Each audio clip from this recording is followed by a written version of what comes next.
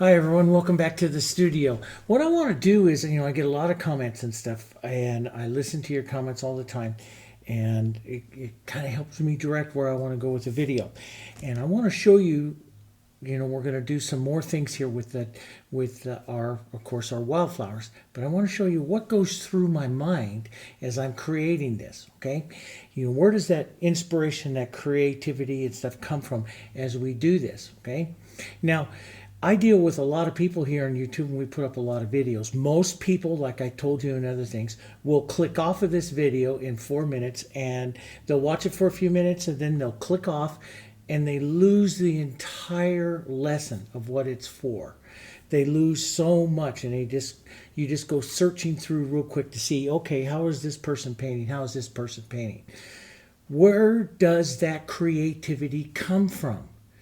How do they know what to put here and what to put here and what to put here? Where does all of that come from? And if you're surfing, if you're out there YouTube video surfing real quick, you're never going to find that. You have to slow down and find where that creativity comes from. So I want to show you something, okay? So I'm putting up this big lesson again. And this big lesson will be up, and like I said, we're putting it up on the JanssenArtStudio.com. It is a huge lesson. It is full of so much information, life-changing information, giving you so much information about color theory, flower placements, how many petals should a flower have, what kind of color should a flower have. It will change you completely as an artist, like it's changed me. Now, this painting right here influenced this painting right here, okay? And it's going to influence what I'm going to do with the little wildflower challenge today, okay? But I want to explain why, okay? I never thought I'd be able to do a real big painting like this one, especially all the details and the tulips and all that kind of stuff. And I definitely can, but I need a pathway. We all need a pathway, a way to go from point A to point B, to the finishing, okay? It is so difficult to sit down as an artist and look at a blank piece of something here and try to create. And I don't do that. I'm not a creative person. I've never been a creative person. I'm a chemist, okay? I studied chemistry and physics in college. Now my daughter she has her bachelor's degree in fine art, and she studied fine art and she studied how to put things together. I didn't. I studied chemicals and formulas.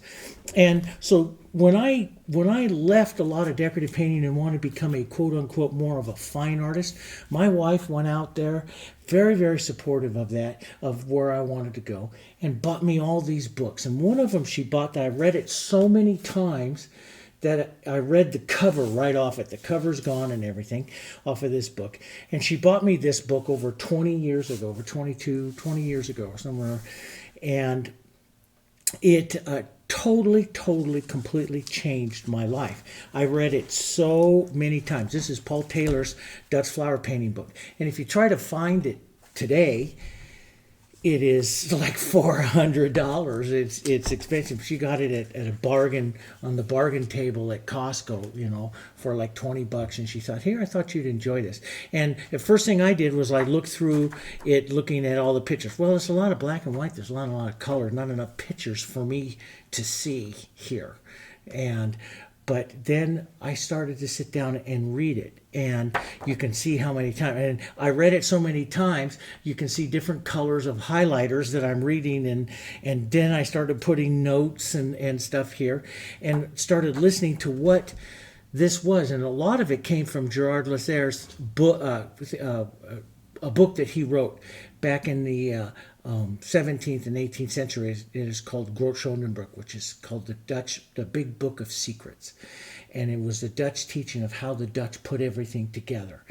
That's, as a chemist and as not a creative person, that is exactly what I needed. So I went in here and I taught classes and stuff on it, and they talked there about putting colors, principal flowers together, secondary flowers together. What colors go together here?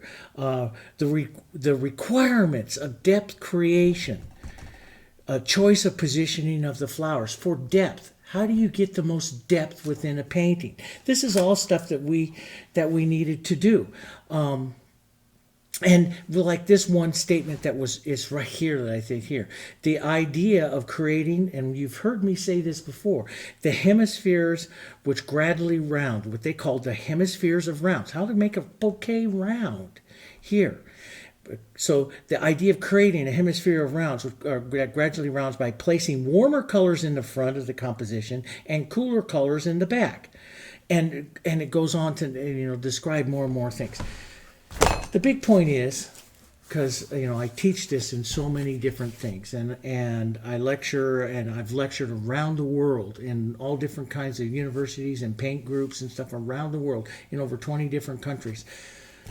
And all I do is repeat from history what artists have told of what we know from history. And it's a lot of fun. You can do it. There are pathways for everyone to create. Okay? So don't write me comments that say, I can never do that. Yeah, you can. Anybody can do it, but you have to learn the pathways. Okay? I'm not a creative person. I'm a chemist. And so when they started saying, okay, well, you got to put warmer colors here, cooler colors here, a multi-petal flower is always going to win against a more single-petal flower visually. There are ways to put everything together. Okay, and I'm constantly experimenting and trying, and so it's like this. Okay, this painting that I did. So I did this one.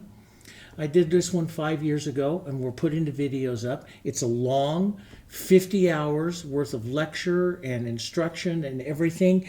That is a life-changing event. It will change your life as a painter, and if you can go all the way through it. Then there's this one that's here. That is I did this last year. And so the numbering system, a lot of people ask me for, this one is painted in the 5th month of 2019. It's my 125th painting of the year. This is a 10-minute painting for me. And I did this one based on this one here. Okay? And it followed a lot of, I'm using it now as an impressionist, but it followed along with what the Dutch said, the Dutch rules of art. Placing warm colors in the front, cool colors into the back. But now I'm also applying a little bit of what Monet said and the others about leaving certain strokes, primaries, secondaries, where they go, some of these other things. And I create this pathway. And I put it up on, I put this one photo up here up on Facebook. I always put it up on social media to see what people will say about it. And some people say, oh, I don't like it. It looks like your rose is bleeding. Other people said, this is just absolutely correct, amazing. I take all of the negativity ones and I push them off to the side. It doesn't bother me. People will say that. People always will say negative things. But I build on positive things. And then I took it over and I put it on my Instagram. And when I put this painting up on my Instagram, in the first 12 hours, it got 3,000 likes and shot up my Instagram like crazy. And I was like, why? And then I got contacted by a couple of galleries, one of them down in Southern California, that said, we'd like to represent you. So I emailed them and I said, what would you sell a painting like that for? And they said, we could get $1,500 for a painting like that. And I said, it's 11 by 14. They said, yeah, no problem. And I was like, wow. And what it is that creative energy. They're looking for different things. But I followed the structure of it. I followed a Dutch structure that I learned so many years ago by Paul Taylor's book, Dutch Flower Painting. And that's what it is. That's what I do. I follow formulas. And then I say, okay, I take a board and I take a little bit of paint and I step out and I let it go.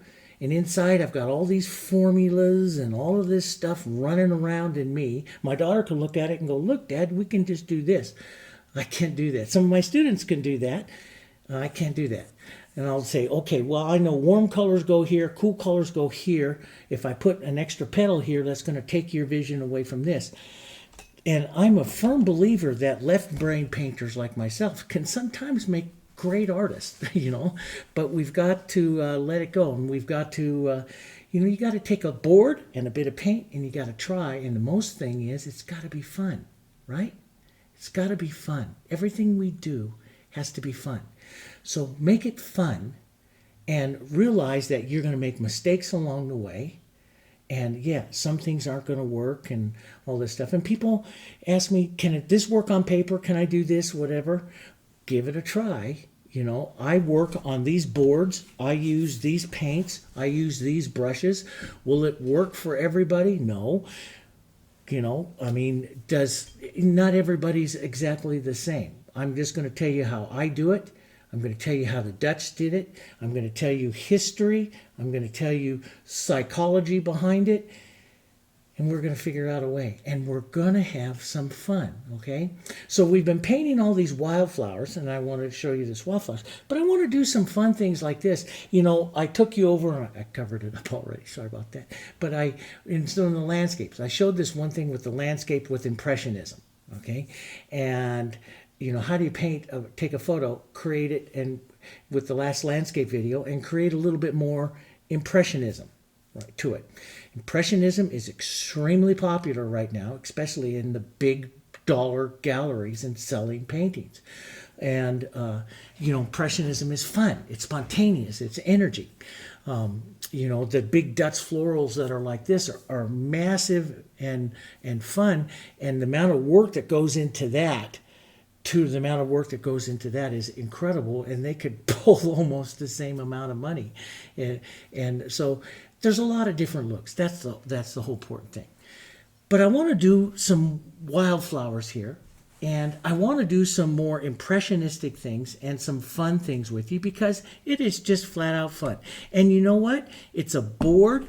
It's a little board. I buy this. This is the hard board.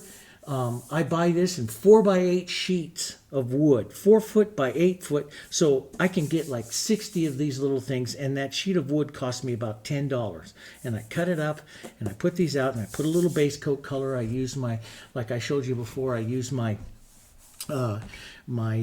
white and a little bit of yellow and a little bit of black, or you can use a little bit of violet and green. That makes a nice dark color. But I put on a toned color here.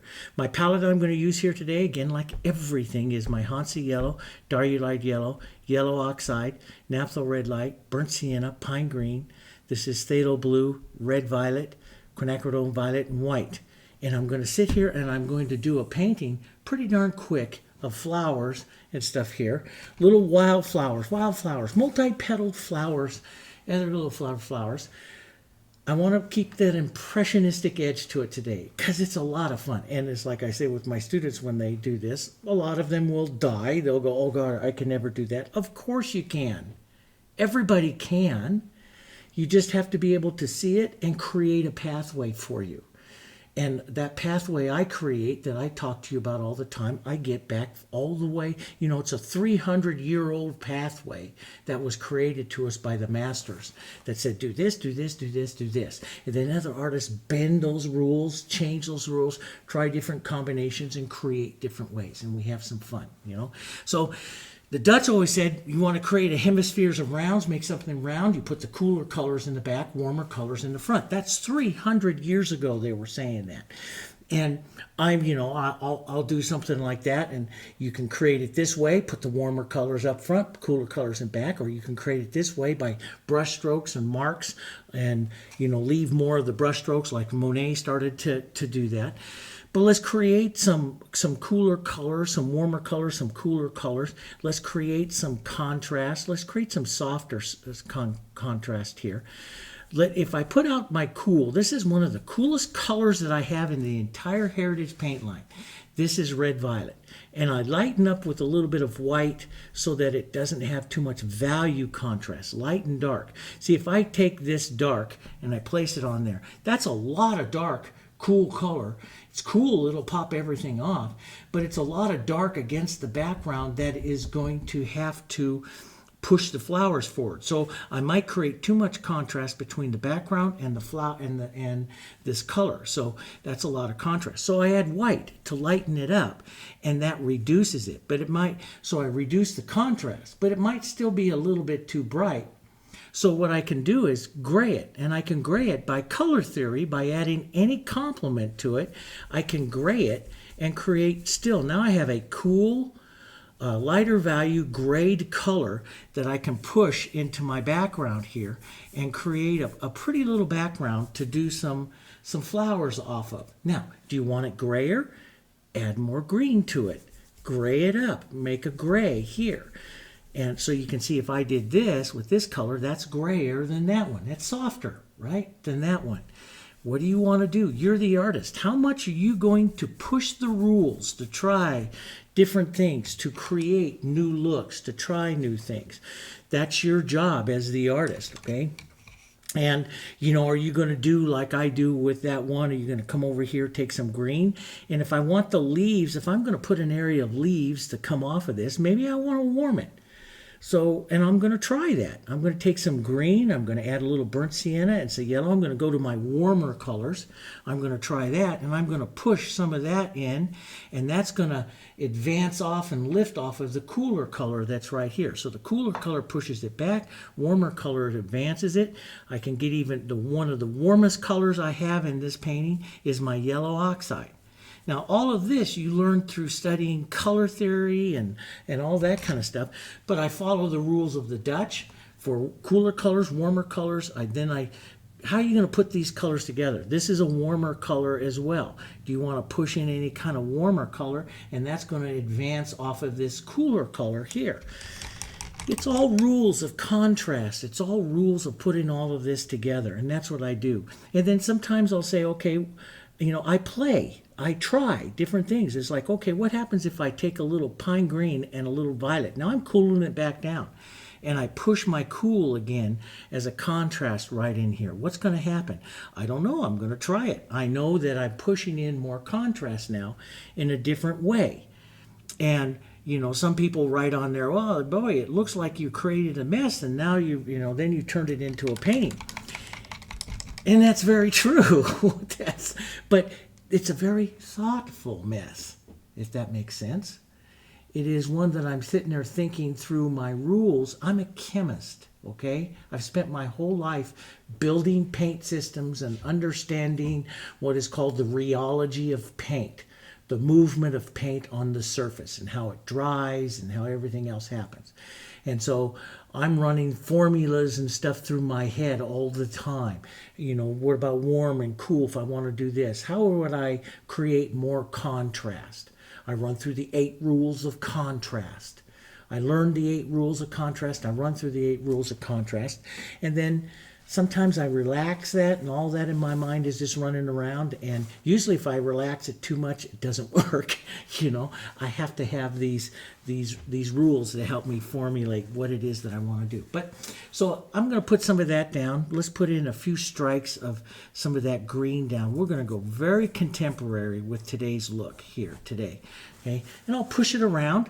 I'll push it around with my finger if I want to blur it, if I want to create. I'm looking at different things. I know I can soften this green out here. I can put a little water in here because I know the rheology of the paint. Even if this is dry right here, see it's dry, and I can take a little water in my finger and blur those right together, which is very close to blending them, but what we call blurring. I can blur those together to create another color or a different look. And I'm trying to have some, not only am I trying to have a bit of fun with it, but I'm looking at what is called edges. This is a softer edge. This is a more harsh edge over here. This is a softer edge. Sure, your eye goes over here before it goes here. But this is a nice soft edge that now that is softened, I can put a flower right up in that area really easy that will climb off the painting. Maybe I won't do everything over here. But this flower here has to have more interest than what this does. So this area here starts to control what I'm going to do with the flower. So let's just take a little bit of my green and white and some of this violet to make some of these grays here.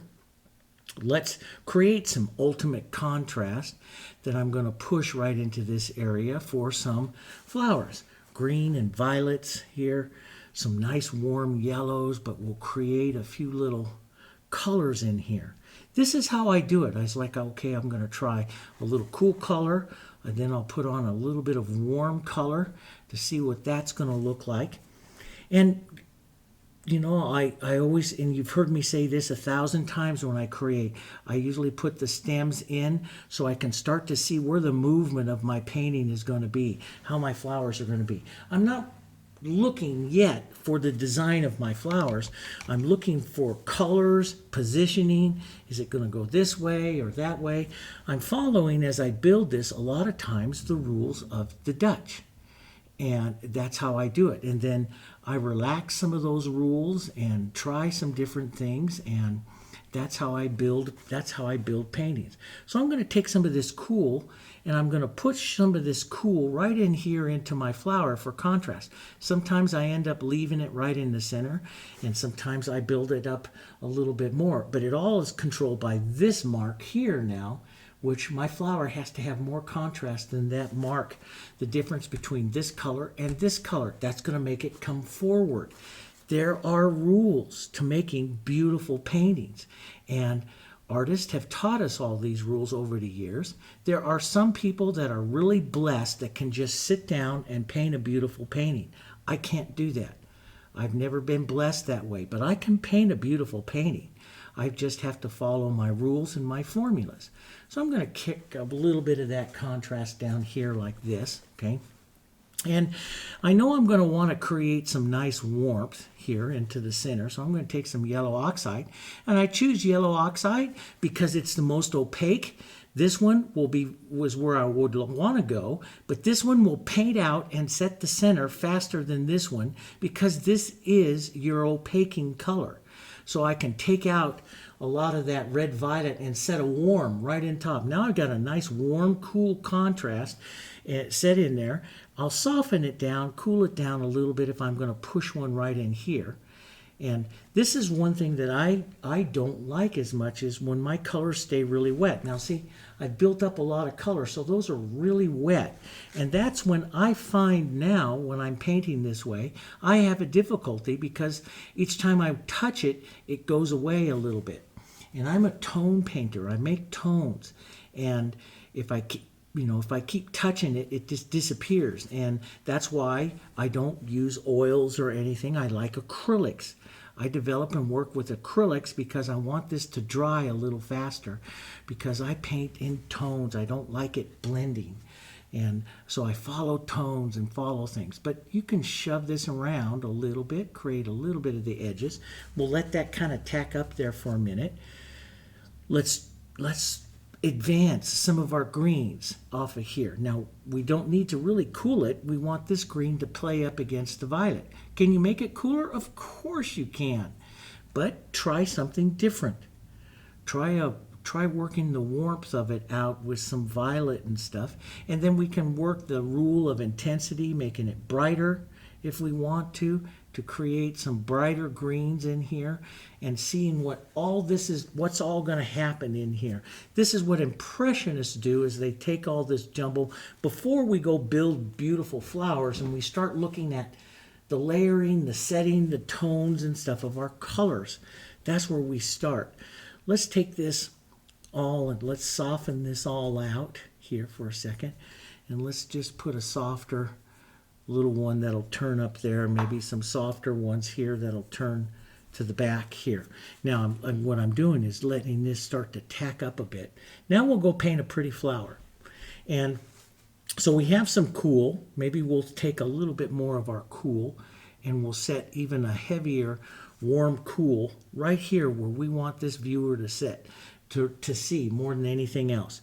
We'll set up a real dark strike of red violet and yellow oxide. That's your warm cool. That's where somebody's going to go. Now we'll paint some pretty petals here. Let's paint some pretty gray petals. We'll go almost to white with some of these flowers. And we'll, all different kinds of wildflowers have all different kinds of petals. Wide petals, short petals, different kinds of daisies. There's thousands of different kinds of daisies. But we're talking about Impressionism and petals and stuff today, so let's just paint a couple of little flowers out like this. And I'm going to do longer petals onto the side here. I studied how they turned and rocked and rolled flowers to create different looks. Why would you pull in? Why did you pull out? I pull out to fracture an edge, to lose an edge. and I pull in to make a defined edge. That gives you two different looks to your little flowers. I don't try to make them pretty right away. I'm looking at their shapes. I'll make them pretty here a little bit later on after I get some of their shapes and their colors in here. We'll make a pretty painting. We'll make pretty little flowers. Right now I'm looking at color, and then after I look at color, I start to look at shapes here, how I might want to paint something here, how many petals I might want to give something. I start to look at all of that. All of these little things start to run through my mind, and what kind of or what color or how wide should a petal be to create a look here, a softer look. Should I have another little petal disappearing back there like that of a flower, an impression of something. I don't make it perfect, just an impression of something graying off and setting there into the background. Don't make it perfect yet because we don't know where we're going to go with it. Maybe turn a petal right up in here. Let's explode the edge. This is what I started to do with flowers, and people started to really like it. So I just explode the edge of it out like this and really only paint half of a flower.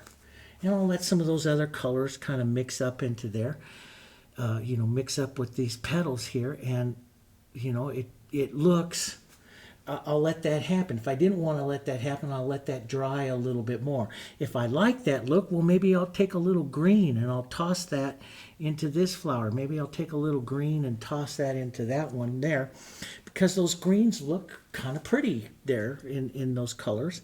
And it's a nice foil for the violets. They're nice. They're complements, and I'm putting complements in. I always use a paper towel and wipe my tones, and I look at. So now I'm building it. Now, do I want to have more contrast in here? And if I have more contrast, I'm playing against that warm. Maybe I'll cool this off. So if I'm going to shove it to the background, I'm going to follow the Dutch. The Dutch said put the cool back and the warm front. So I'll cool off. So this goes back behind that little flower, and it's going to start to create more dimension in my little bouquet here. I know it's got to happen. It's a color thing. And the Dutch 300 years ago told us that that's going to happen. Professional floral painters told us that that's what's going to happen visually. Maybe I want to put a little bit of that over here and round this off and put a touch of that and just fade that off. Now I've got to watch the contrast between there and there. If I think that that's too much, then I just add a little bit of the light, maybe even a little bit of this green to it, and destroy that edge just a bit and leave just a bit of that color out there like that. And I'll just put a mark or so. That's the impression of it where I want to paint right now, the impression of it. And we'll drop a little bit here into that. And it's really a lot of fun. So I can keep stuff wet if I want, but I like stuff to dry. Now, I'm going to put a little yellow into some of this green. I like this is really getting warm. And this is where I start to look. See the warm against the cool right here. And I'm watching here on my palette, so I know what's going to happen when I come over here and I strike that warmer petal here. I know what's going to happen with those lights. And I don't always follow exactly the same thing I stroked before, because then my little flower might get a little too stiff. So I'll put a few more little strokes maybe on it here, and a few more little strokes and little colors. And so you see the impression of this start to come out, the impression of flowers. And I've found when I start to paint a lot of impression, my realism of my flowers, when I paint realism, happens a lot easier and prettier as well. If you can paint impressionism, you can paint pretty realism. And the two are hand in hand. Basically, it all goes with your ability to see something. And, if you can see it in an impressionistic way, then seeing it in a realist way is a lot easier. And I know that sounds crazy, but it's very, very true, at least for me. Some people will disagree, and that's okay. That's what art is all about. And you that are watching these videos to learn, if you feel that there's something that I can teach you, then watch them. And pay attention to, very close attention to some of the things that I say as we build and work these things. Don't ever say you can't do it. Don't ever say that. You can do it. You just got to learn to see it, and we've got to create, in a way, a pathway. We've got to give you an individual pathway. We're all a little different. So I'm going to create these little flowers coming out here like this. And I kind of like the way that those are kind of developing. Maybe I want to have a bit more, restate some of my yellows, my nice warms. So I'll state them again. I'll state some cools again in here, bring that up. Now see, as I'm doing this, when I do this, it's going to create even more contrast right there into my center. So I'll create a little bit more here. Boom, boom, there it goes in there. Now, do you soften an edge throughout there? It all depends on where you're going to go. You may want to pull out, soften, create a little bit of movement with just the corner of your brush. I'm looking at the colors.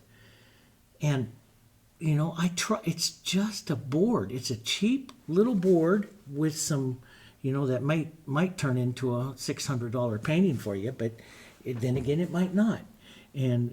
But you're going to explore, and you're going to try some things, and sometimes it's going to work, and you know, sometimes it's not. Sometimes you're going to put it up on social media, they're going to go crazy, and other times there's people that are going to go, well, your rose looks like it's bleeding. Well, you know, I take those kinds of comments and I just let them go, because they're not looking at it as an impressionist. It doesn't bother me at all. It's just, you know, everyone has their own right. That's fine. But, you know, and that's what happened like with that painting. One lady wrote, it looks like your rose is bleeding. But then a gallery commented, you know, contacted me and said, we want to represent you off that. We want more of that look. And we can sell those for $1,500. I was like, that took me 10 minutes to paint and to do that. And you're just like, whoa. And so you let everybody else's comments go. Like, you know, don't listen as you're learning and experimenting and trying. You try all kinds of different things, and you don't listen to what other people say. You put it out there, and they'll, you know, you can listen to them. Let me put it that way. You can listen to them and everything like that, but you know, a lot of people can't see it. Like people who collect and are looking for certain looks can't.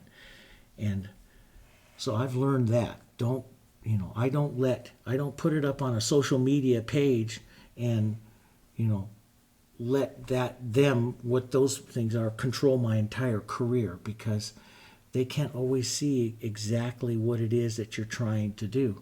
I've learned that. And so now I'm just putting in some different greens to lift the compositions. The green that I'm working with is pine green. It's warm. So what it is doing is advancing off of my original cool color here and some of the cool color that I put in here. If it doesn't advance enough, I'll interject a little bit more cool, a little bit further, a little closer to the flower right in there, so I can lift those off a little bit more. Does that make sense? And I'm controlling that. Now, if I can create all kinds of looks here now. I can push in and out like that with those colors and create this beautiful blurry little color here into this flower now that softens out some of that movement and some of that color. I can do that because this is nice thick paint and it's nice and wet. And, you know, if something's dry on an area and you can't do that, well, then put a little water. Make sure you have your finger kind of clean here. Put a little water on your finger and push that around, and you can see instantly I can do that even on an area that's dry. I'm in control with these kinds of techniques. That's what I'm doing. And I'll come back in here. I'll pick up a little bit more white. Maybe I'll hit a little bit more yellow warmth right into that area and push that in, so that'll go in and out, so there'll be a nice warm and a nice cool. I'm a temperature painter. You've heard me say that. I like to push around with temperature. See, I like that because I can take that right there, take some light into my brush right here, put on a slightly different kind of petal, even a little bit different than what I did before, and come in there and create a nice little multi-petaled little wildflower here. More impressionistic, push it around a bit here, but and create a pretty little flower here that goes a different way, maybe a bit more white, maybe a little fractured edge off here with some texture like Eugene Pettit would do, that I really liked his work, you know, and push that around and try some different things, some different looks here. That's our job. That's what we do. Some people will like it. Some people, you know, some people will say negative things about it and everything, and you just let that go. Some people will really love it, and maybe a gallery contacts you and say, wow, that is just amazing, that life and energy.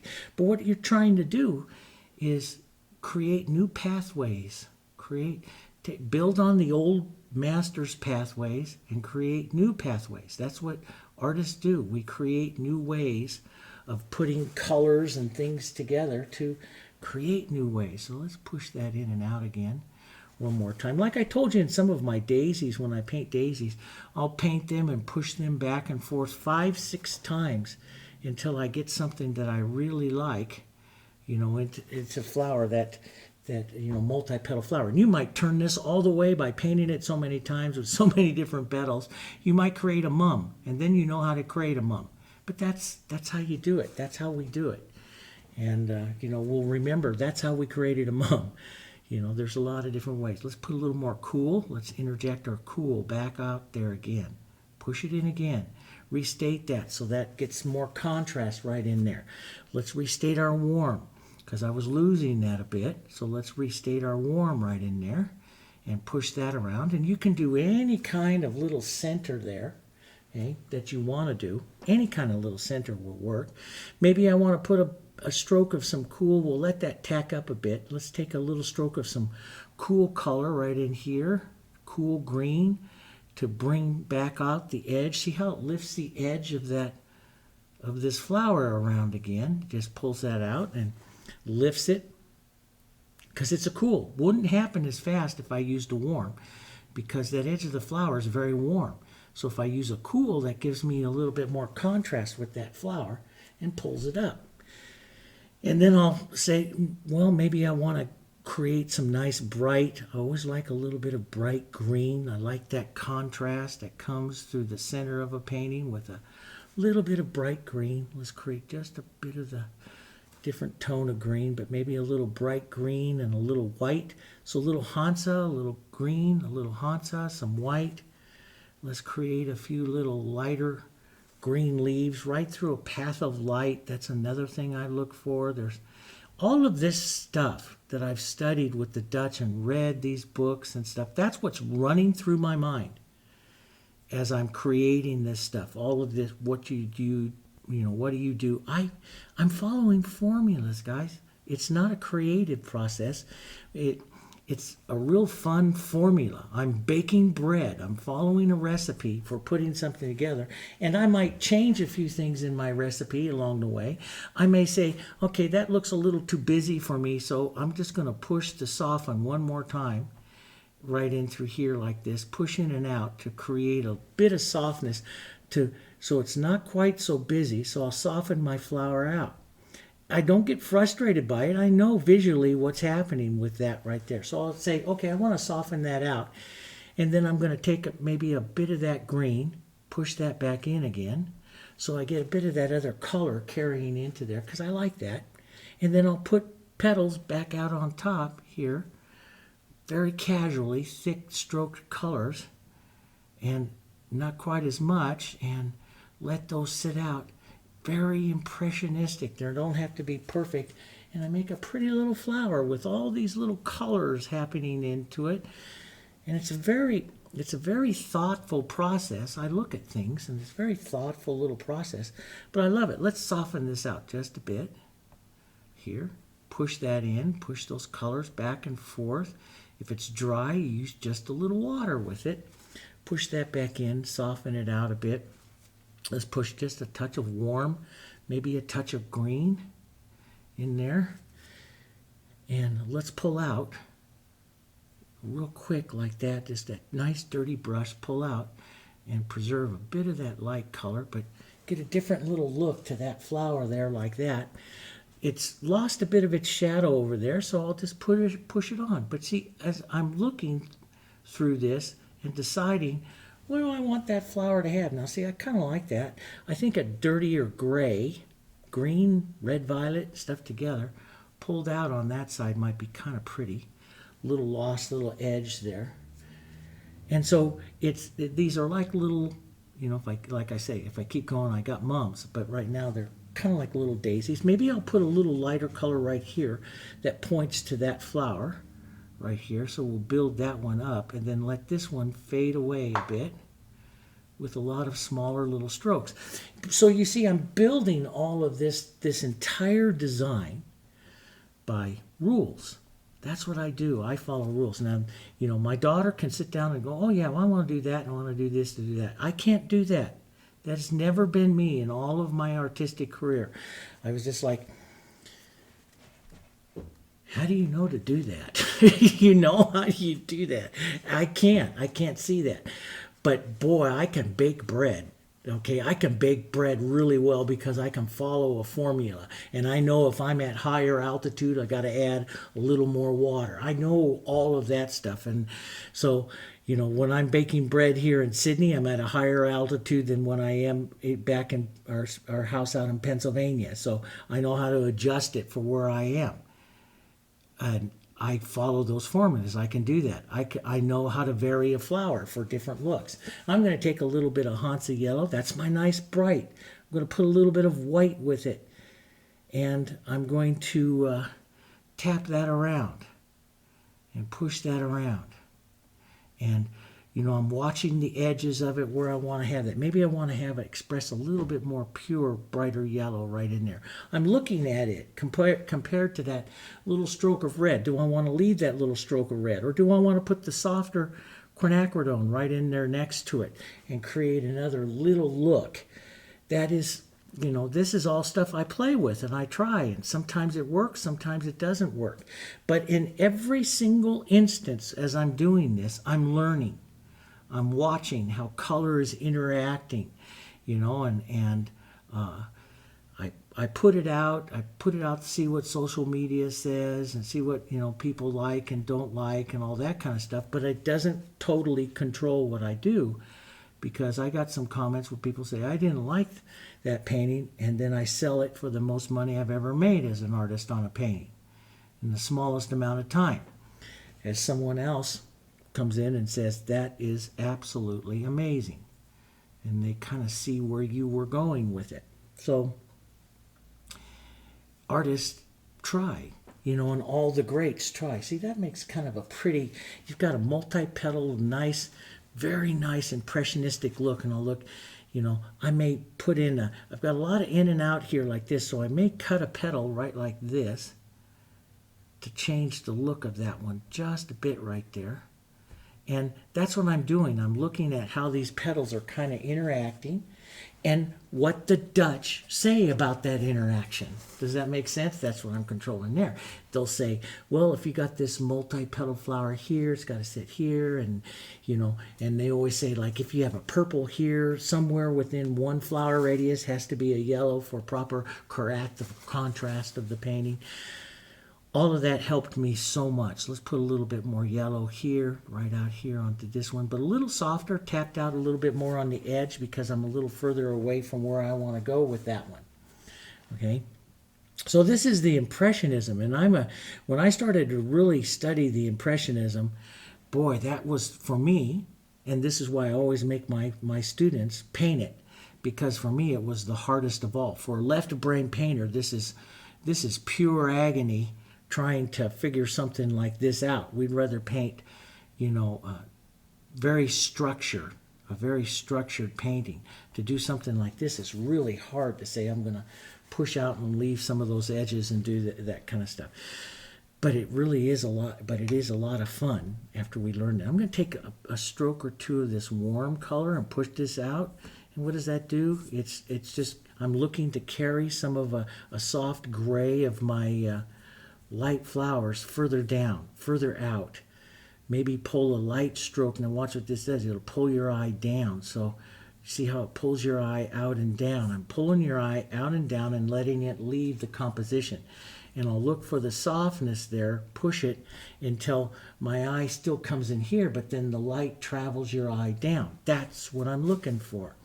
Do I need to put on a mark of the yellow? I see the yellow. do I need to have a mark of yellow moving out to help your eye move yellow out of that center? That's what an impressionist will look for. How are you going to move that color? Do you need a little mark of that yellow to help that out there? Maybe a bit of the light to help that out there, so your eye goes, not, the yellow is no longer sitting in the center, it's jumping out here to the outside. I like the cool that's up there. I think I'll leave that. Might need a little bit of a nice warm green in the front of the calyx of that one sitting there.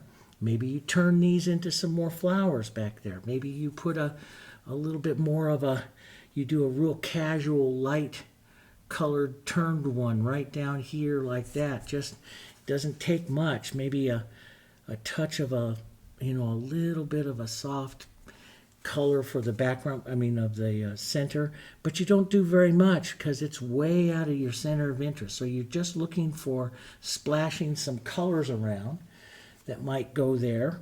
You don't want to do this. You don't want to put that contrast in there, because now you just pulled the eye down there with that. See how your eye jumps down there? You don't want to do that. Now you can soften out the edges, or you can just push until, and that's what I do, I'll push until till that color is not taken away from there. It's kind of helping it now, but it's not taking it away. And I probably won't put Hansa. I'll probably just go with a yellow oxide right in there like that, because the Hansa, again, will jump your eye down there. So I'll do something like that. And maybe I decide, well, that front edge there could use a little bit more of an edge. And I'll just turn that little flower down there like that. This is the Impressionism there that is, and how many times did I paint that and push that and stuff? And then I'll start to look, do you want to put more of an edge out there on any? But see, watch this. See, if I put that edge out there, what happens? Your eye goes right out to that edge, see? And that's what the Dutch say. That's what all the masters say. That's what Monet says and stuff. So I start to then take it back until I get the look that maybe I want, but I'm watching the edge of that stroke to see how soft I need to make it to get a little more interest to the flower, but not pull away from what I'm doing here in the center. And maybe I need to put a bit more of an edge right in on this one. Let's go more light, because that's really going to advance it. Boom. Let's put in a nice, heavy, boom, stroke right there onto that flower. We'll push it in and out of that color in the center to soften it. But we got that nice, powerful. Let's put a little more power into this one right here. Boom. And push that in and out. Let's take a little cool right out. And see, this to me is the fun part of the flower. And I'm just trying different things. I'm not frustrated. I'm trying different things to make things look differently. And if you don't like the look, then start to pull it back. Start to pull it back and get the look back to where you might like that. I like that a little bit better. And maybe just a touch of the edge or so there, pushing that in and out, and you get a nice little flower that way. Here, all kinds of ways. And sometimes you'll push on something and you'll go, oh, well, now I kind of destroyed it. No, you haven't. You've never. It's all paint. It's just paint. We put it back on to where we like it, especially when you're painting with these kinds of techniques. You start building it back up again, and let's put a little heavier yellow back through there and lighten up some of that stuff right in there. It's just all different ways of creating Impressionism, fun Impressionism. And I paint Impressionism. My favorite way to paint is not like purely impressionistic. My favorite way to paint is, I would say, it's to paint what we call representational art. That is where you try to paint it so you recognize it as a daisy, but it has a lot of edges on it that are not daisy-like. Does that make sense? So you paint, representational artists paint, it's like a combination of realism and impressionism. And that's where I like to sit right now. I like the freedom of both of those. And it's really a lot of fun. So you put some of those edges on, try some different things.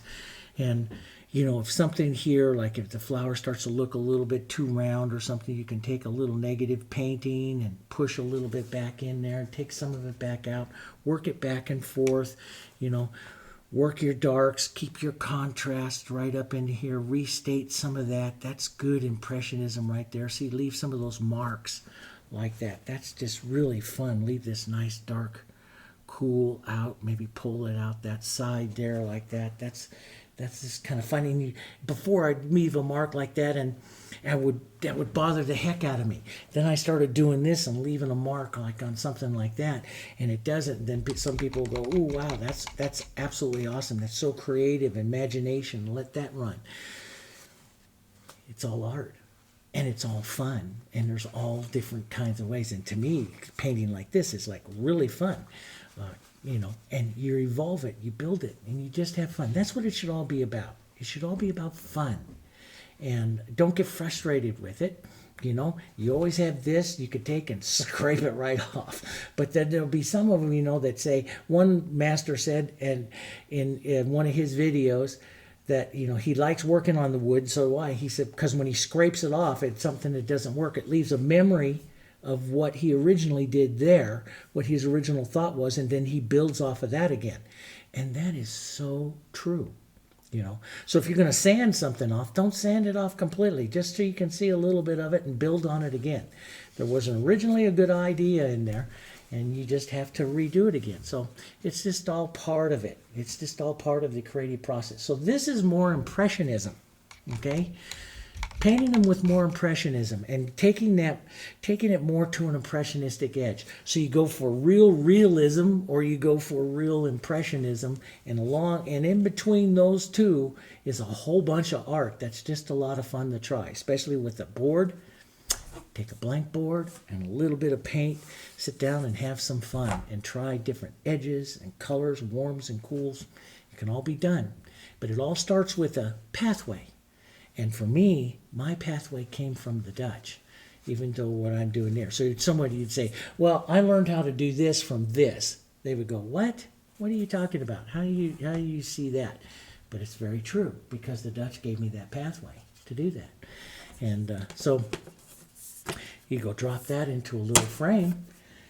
It's kind of cool. It's got a nice little look to it. Fun little painting. And it's got nice color movement. Some people will buy it for color. Some people will buy it for the brush movement, the calligraphy of it. Some will just buy it because they think it's pretty.